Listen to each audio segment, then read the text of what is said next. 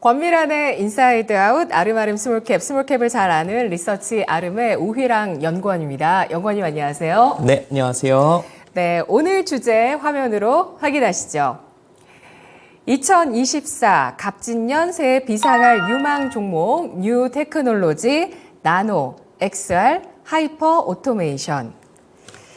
지난 방송에서 대중에 어필 가능한 키워드와 종목들을 소개해 주셨다면 오늘은 또 뉴 테크놀로지인데요. 이번 갑진년 비상할 종목 키워드 소개해 주시죠. 네, 말씀하신 대로 지난주에는 소비와 관련된 초저가, 시성비, 팬덤이라는 키워드로 이제 JTC, 밀리의 소재, 그리고 빙그레까지 소개를 드렸는데요. 오늘은 두 번째 시간으로 시장에 어필 가능한 신기술이라는 주제로 설명을 드리고자 합니다.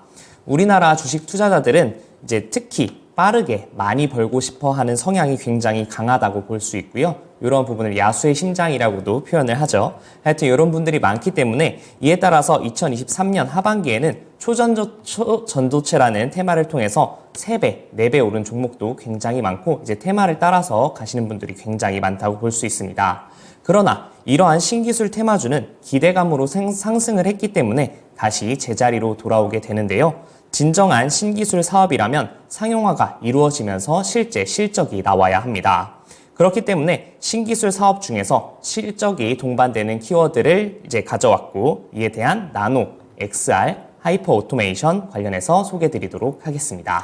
네, 예로 들어주신 그런 초전도체 관련주 정말 논란이 많았었는데 그래도 어쨌든 뭔가 새로운 게 나오긴 나온 건지 관련한 이제 내용들이 또 발표가 되고 하는 모습입니다. 말씀하셨듯이 정말 실적이 뒷받침되지 않는 그냥 테마일 뿐이지만 3-4배가 올랐기 때문에 진정으로 실적이 동반되면서 신기술을 갖고 있는 기업이 과연 올해 어느 정도의 수익률을 보여줄지 장난 아니겠죠?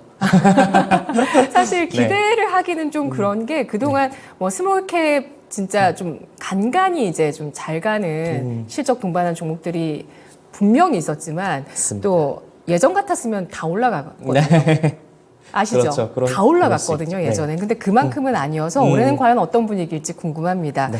투자자들이 항상 열광하는 그 신기술이라고 보실 수가 있는데 이 리서치 아름에서 꼽아주신 3가지 나노, XR, 하이퍼 오토메이션입니다. 이 키워드들 뜻을 정리해 볼게요. 네. 이제 관련해서 키워드만 들어보셨을 때는 이게 신기술인가라는 생각이 들 정도로 조금 오래전에 나온 키워드다 이제라고 생각이 좀 드실 수도 있는데 이제는 이제 상용화 단계라고 볼 수 있겠습니다. 그래서 이제 실적이 나오는 기업들이 점차 늘어가고 있고 이러한 기업에 집중을 해야 될 시기이기 때문에 가져왔고요. 먼저 키워드별로 좀 소개를 드리면 첫 번째로는 나노입니다. 이제 나노는 난쟁이를 뜻하는 고대 그리스어에서 유래를 했는데요.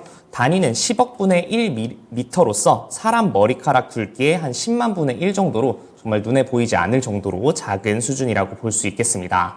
현재는 의학, 그리고 생체 재료학, 전자공학, 에너지 생산 등에서 굉장히 많은 분야에 사용이 가능하고요. 또한 우리나라 정부에서는 5년마다 전략 사업으로 국가 나노 기술 지도를 발간하면서 관심을 갖고 있습니다. 2023년 6월에는 제4기 국가 나노 기술 지도를 발간하면서 전자, 배터리, 의료 등의 상용화를 준비하고 있습니다.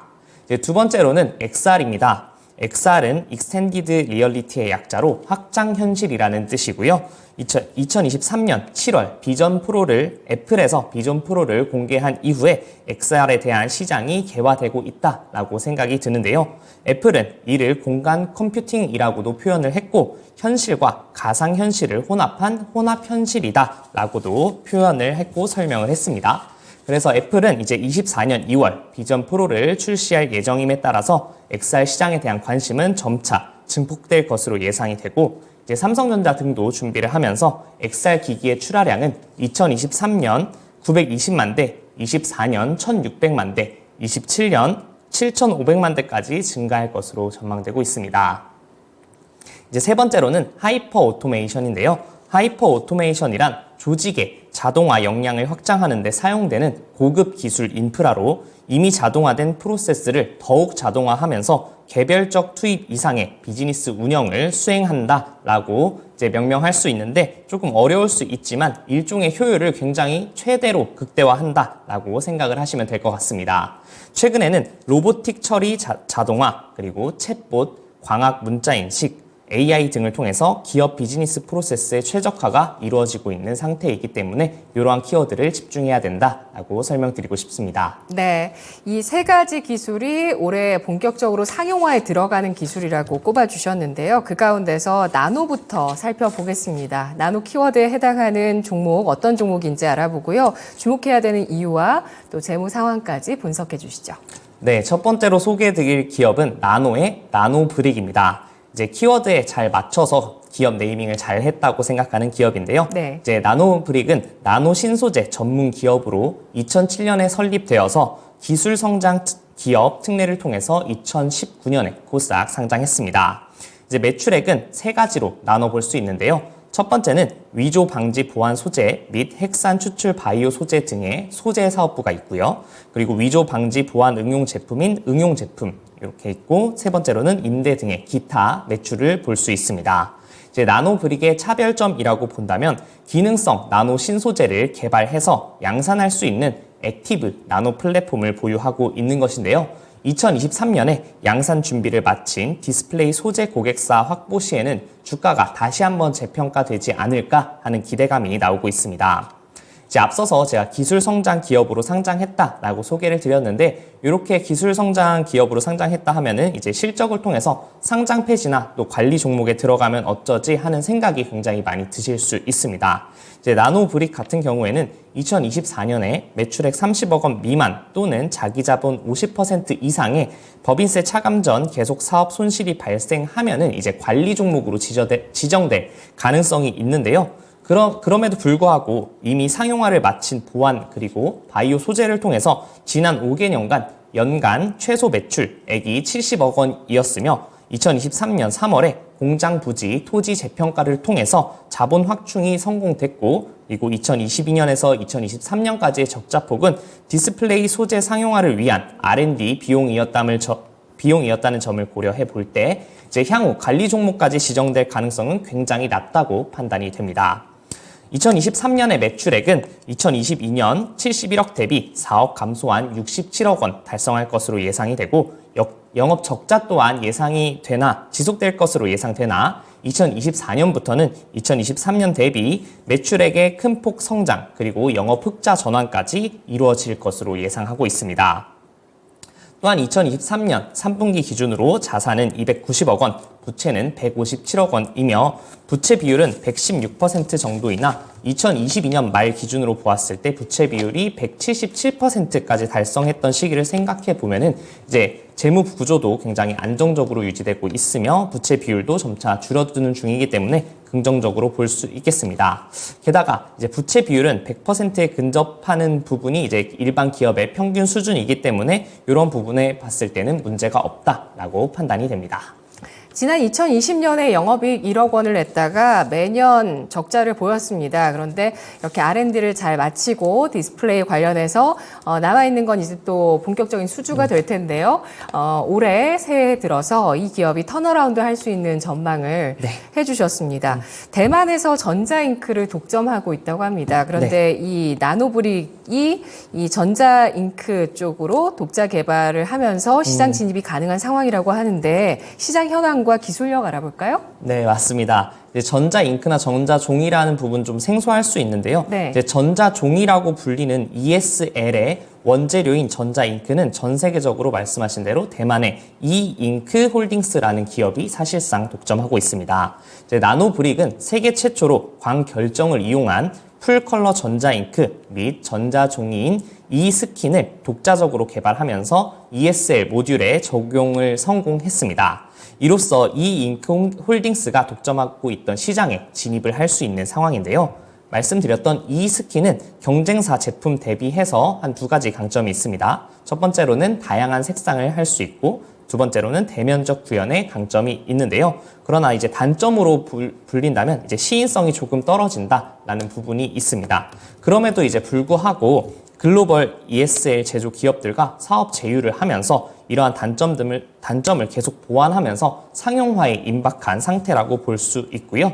이미 확보된 이 스킨 캐파 같은 경우에는 현재 130억 원에서 150억 원 정도로 추정되며 향후 고객사 요청에 따라서 추가 증설도 이루어질 예정입니다. 글로벌 2위 ESL 제조 기업인 솔루엠의 3분기 누적으로 봤을 때 EPD, 즉 전자종이 개념의 디스플레이인 ESL 원재료의 매입액은 1,567억 원에 달하는데요. 이러한 부분을 볼 때 여전히 동사의 사업성은 유효하다고 판단이 되고, 그래서 이 스킨이 어디에 쓰일지 궁금하신 분들이 굉장히 많을 것 같은데요. 이 스킨의 경우에는 ESL 외에 가전제품, 전기차, 로봇 등의 다양한 어플리케이션의 채택이 가능할 것으로 예상됩니다. 일례로 AI가 접목된 공기청정기가 계산한 현재 공기 오염 정도를 이 스킨을 통해서 표현하는 경우도 생겼습니다. 이제 이 스킨은 색상을 변경하는 순간에만 작은 전압이 필요해서 기존의 LED나 OLED 등의 디스플레이 대비 전력 소비 효율이 월등히 좋다는 특징이 있기 때문에 다양한 분야에서 많은 적용이 있을 것으로 기대되며 이에 대한 수혜가 기대됩니다. 네, 이 e스킨이라는 전자 잉크 독자 개발을 하면서 현재 확보되어 있는 생산 능력이 150억 원에서 130억 원에서 150억 원 정도 규모로 예상을 해주셨고요. 앞으로 추가 증설 가능성도 고객사 요청이 있다면 아마 가능할 것 같다라는 전망까지 이제 증설을 하면서 이쪽에 커나갈 것이라는 전망을 해주셨는데요. 실적 현황 살펴보겠습니다. 주목할 성장 포인트 짚어주시죠. 네, 저희가 추정한 내년 나노브릭의 이제 매출액과 영업이익은 매출액 149억 원, 영업이익 30억 원을 추정했습니다. 이제 지난 9월 7일에 중동 국가 중 한 곳에서 의약품 보호한 라벨을 공급하는 기업과 체결한 53억 원 규모의 공급액이 상당 부분 매출로 인식이 되면서 2023년 4분기 영업이익 흑자 전환이 예상이 되고요. 매년 공급 규모가 늘어나는 사업 구조로 내년에도 공급 공시가 지속될 것으로 전망되고 있습니다. 또한 기존의 보안, 바이오 소재만으로 2024년 매출액 90억 원의 영업이익 BEP 수준은 달성할 수 있을 것으로 전망이 되고요. 하지만 두 소재가 폭발적인 성장이 일어난다라고 이제 단언할 수 있는 것은 아닙니다. 그럼에도 불구하고 결국 이제 디스플레이 시장 진출이 향후 실적 성장 및 주가 재평가 관점에서 주목해야 할 성장 모멘텀으로 항상 관심을 당부드립니다. 네, 턴어라운드 가능성. 하지만 폭발적인 성장까지 너무 기대치를 높이기는 어렵다는 점까지 여러 가지 그 소재들, 바이오뿐만 아니라 전자 잉크까지 생산하는 나노브릭을 알아봤습니다. 다음 두 번째 키워드는 XR인데요. 이 키워드에 해당하는 종목은 어떤 종목일까요? 그리고 주목해야 되는 이유 짚어주시죠. 네, XR 키워드에 해당하는 종목은 이노 시뮬레이션입니다. 이노 시뮬레이션은 2000년에 설립된 XR 솔루션 전문 기업으로 2023년 얼마 전에 코스닥에 상장을 했는데요. 국내 최초 장갑차 원격 주행 플랫폼을 개발했습니다. 네. 이제 주요 매출원은 첫 번째로는 자율주행 자동차나 도심 항공 모빌리티 등을 위한 가상 주행 환경 구축을 위한 스마트 모빌리티, 두 번째는 철도, 중장비 등의 가상훈련 시스템을 제공하는 XR 가상훈련, 세 번째로는 가상 스포츠 교실 및 전시 체험 장비인 XR 디바이스, 네 번째로는 XR 콘텐츠로 보시면 되겠습니다. 이제 현재 민간 부분의 주요 고객사로는 현대차, 기아, 현대로템, 하나에어로스페이스, 현대두산인프라코어 등이 있으며 공공 부문에서는 한국도로공사, 도로교통공단, 소방청, 방위사업청 등 고객사를 다수 확보하면서 안정적인 고객 포트폴리오를 확보했습니다. 이제 이노 시뮬레이션은 버추얼 테스팅 기술을 보유해서 자율주행 시스템 검증을 위한 차량용 시뮬레이터 공급이 가능한데요. 이미 실차 기반 AI 시뮬레이션이 가능하도록 제품화도 마친 상태입니다. 이제 업계에 따르면 완전 자율주행의 95% 신뢰도 확보를 위해서는 6억 킬로미터 이상의 테스트가 필요하기 때문에 실제 주행 환경에서 이를 획득하기에는 현실적으로는 좀 쉽지 않다라는 부분이 있기 때문에 이러한 부분에 이제 시뮬레이터 수요가 증가함에 따라서 동사의 수혜도 증가할 것으로 기대되고 있습니다.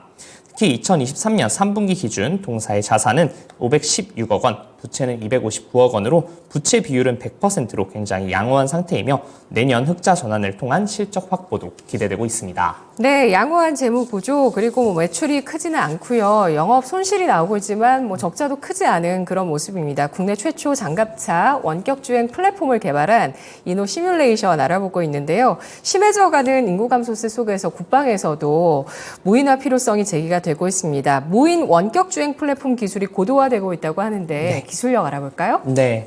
이제 말씀해 주신 대로 인구 감소세가 굉장히 이제 심각한 상태인데요. 2023년 9월까지 태어난 신생아는 17만 7천 명으로 역대 최저를 달성했습니다.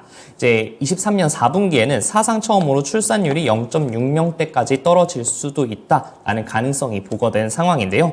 이러한 수치는 전쟁이 일어났을 때도 나오지 않는 수치로 말씀대로 이제 굉장히 심각한 단계에 들어섰다라고 생각해 주시면 되겠습니다. 이러한 이제 인구 감소 시대를 대비해서 대한민국 육군의 유무인 복합 전투 체계 구축이 필요하다는 분석이 계속적으로 나오고 있는데요.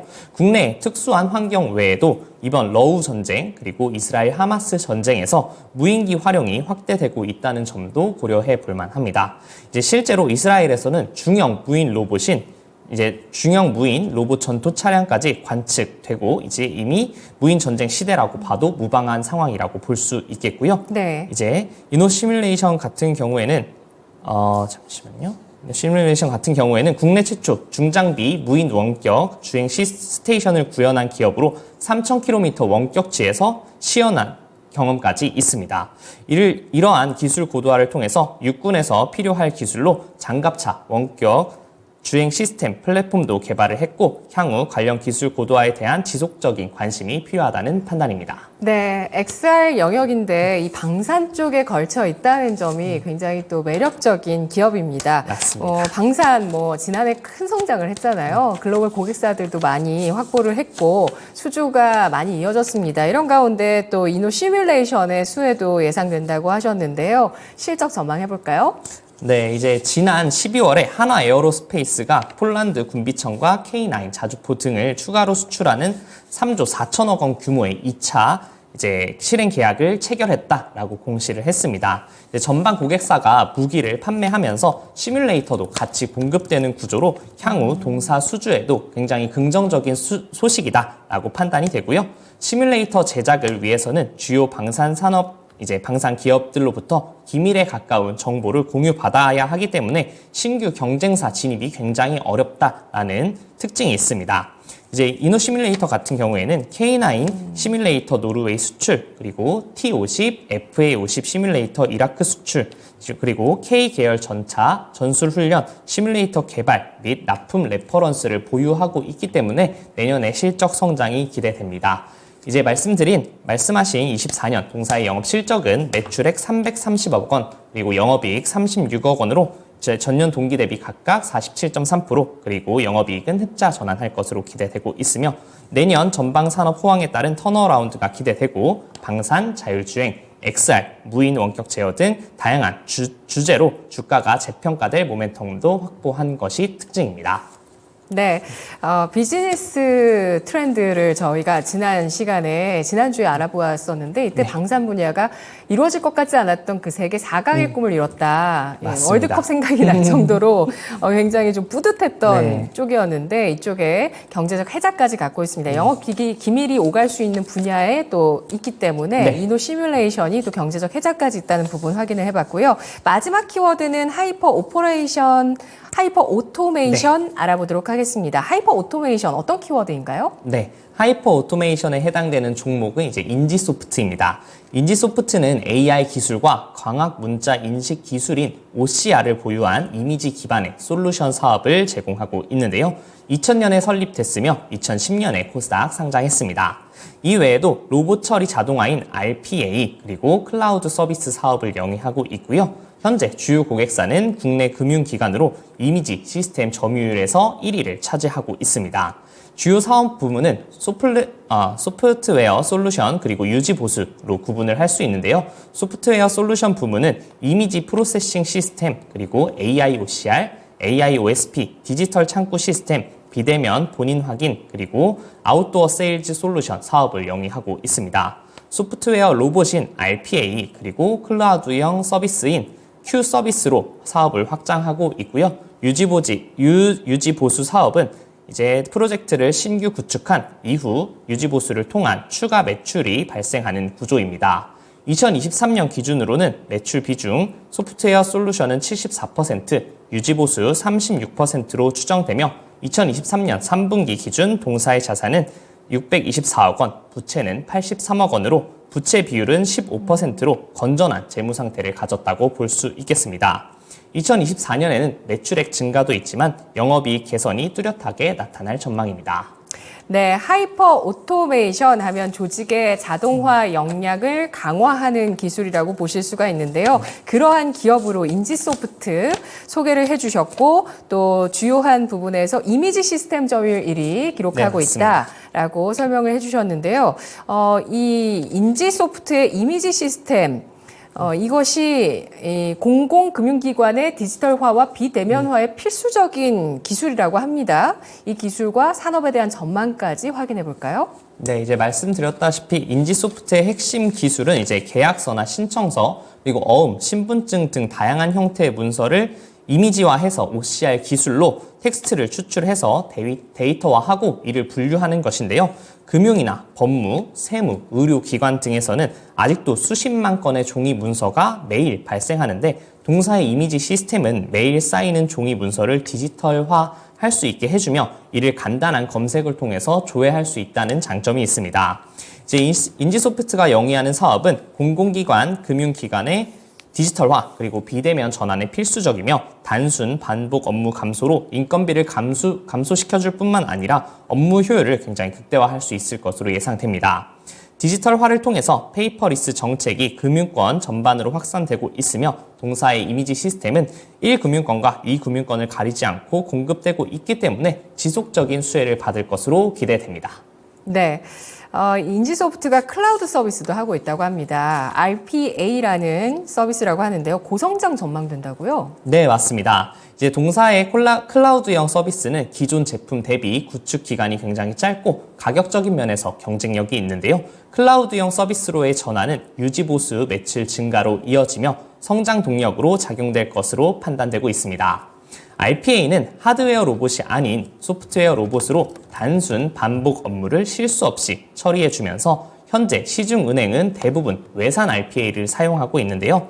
환율 증가 등으로 가격이 오르면서 비슷한 성능의 가격 경쟁력이 있는 국산 제품으로 계속해서 바뀌는 추세입니다. 시중은행은 보통 200에서 300대를 사용하는 것으로 파악되는데 이 중 50%만 가져온다고 해도 의미 있는 매출 증가가 가능할 것이라는 판단이 되고요. 동사는 이제 지방은행 납품 레퍼런스를 바탕으로 점유율을 늘려갈 것으로 판단되고 있습니다.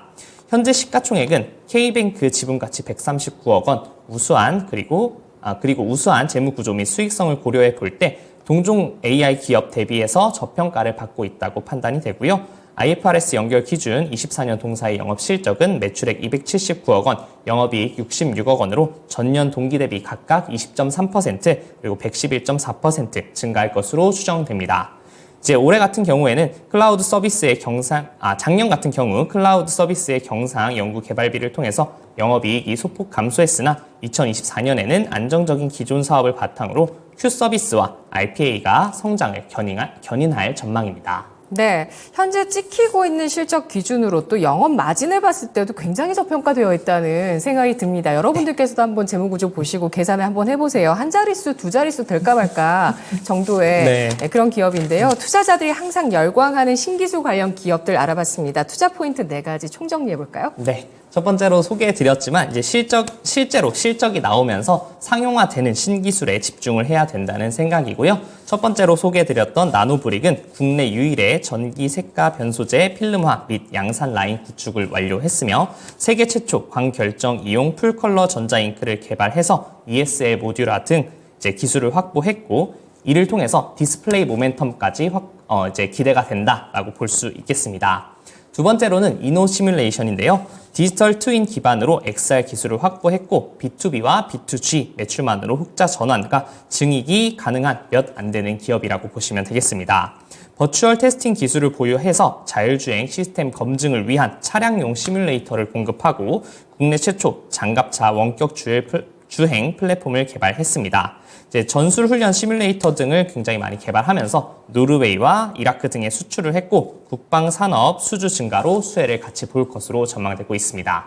마지막으로 인지소프트입니다. 인지소프트는 금융권 본격적인 업무 자동화 도입을 통해서 수혜가 기대되고 있으며 AI를 활용한 광학 문자 인식 기술을 보유했고 RPA 클라우드 서비스 사업을 영위하면서 이미지 시스템 시장 점유율 1위를 달성한 기업으로 눈여겨볼 필요가 있다라고 소개해드리겠습니다. 네, 무인화 그리고 전자화 관련해서 세상에 또 이런 변화들을 나타내고 있고 그와 관련한 기업들까지도 오늘 또 새롭게 알아보는 시간이었습니다. 연구원님 분석 잘 들었습니다. 고맙습니다. 감사합니다.